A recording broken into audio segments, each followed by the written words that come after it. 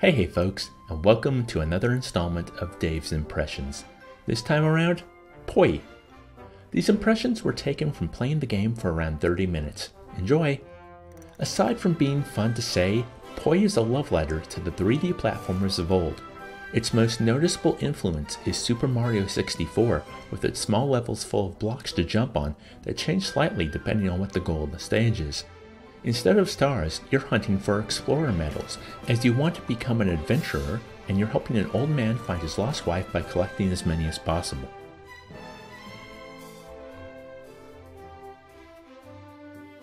Mario 64 isn't the only influence though. There's a merchant that you can buy challenge stages off that are reminiscent of the challenge levels of Super Mario Sunshine. Meanwhile, the third level of Cozy Canyon has you blasting off into space and running around a planetoid like you would in Super Mario Galaxy. As long as we're talking influences, the fact you're in a flying airship coupled with a youthful sense of adventure makes me think the developers sprinkled in a little Skies of Arcadia as well.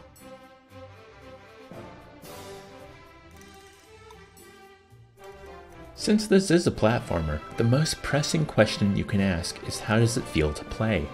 Well, despite the game's charming core and design, it lacks a little in the feel of the character. The controls are competent with double jump, ledge grab, wall jump, and what you would expect from a 3D platformer. I had a small issue in places trying to force a ledge grab instead of a wall jump, but that's not the main criticism I have. Everything feels a little too slippery. Maybe it's combined with the camera, but I found myself constantly second-guessing basic jumps that I wouldn't blink at in a Mario game.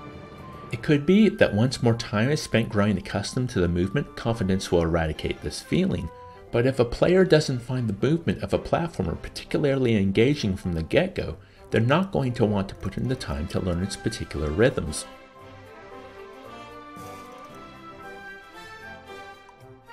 I really like what Poi is, despite my criticisms of its controls. The PC is usually starved for 3D platformers, at least ones of such a colorful nature. Usually you have to buy a Nintendo console to play such games. I think it's well worth a look for platforming fans. I may not have found the jumps perfect, but gliding around the sky on the parasail was quite enjoyable. Thanks for watching.